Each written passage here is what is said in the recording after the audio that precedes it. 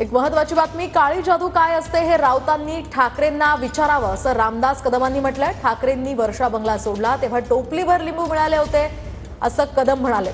तर लिंबू मिरचीचा उल्लेख मी केला नाही। फडणवीसांना वर्षा बंगल्यावर जाण्यास कसली भीती वाटते असं राऊतांनी म्हटलं होतं। रामदास कदम हे स्वामी रामदास नाहीत असा पलटवार यावर संजय राऊतांनी केलाय। अहो मला वाटतं काला जादू काय ते संजय राऊत साहेबांनी आमच्या उद्धव ठाकरेंना विचार पाहिजे ना। एकनाथ शिंदेंनी सांगितलं ज्यावेळेला वर्षा बंगला उद्धव ठाकरेंनी सोडला तर टोपली पण लिंबू मिळाले वर्षा बंगल्यावरती। तर काळी जादू काय आहे ते मला वाटतं तिकडे त्याला विचारली पाहिजे। त्याचा अनुभव जास्त असेल संजय राऊत साहेबांना कदाचित, आणि म्हणून त्याच्या डोक्यात यायला असावं असं मला वाटतं।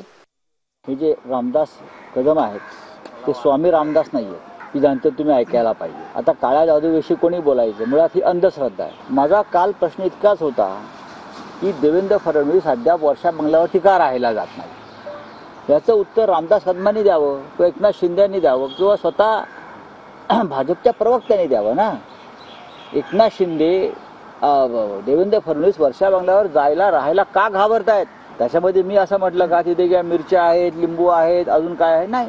तुम्ही रात्री तिकडे झोपायला तयार नाहीये, तुम्हाला कसली भीती वाटते? काय तिकडे असं घडलंय, तर काय याआधी घडवलंय? हा महाराष्ट्राच्या जनतेसाठी चिंतेचा आणि संशोधनाचा विषय।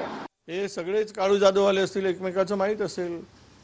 आता सगळे ज्या बरोबर राहिलेत त्यामुळं रामदासजी कदम असू देत किंवा उद्धव ठाकरेजी असू देत किंवा एकनाथ शिंदेजी, हे सगळे शिवसेनेचे मोठे नेते राहिलेले आहेत।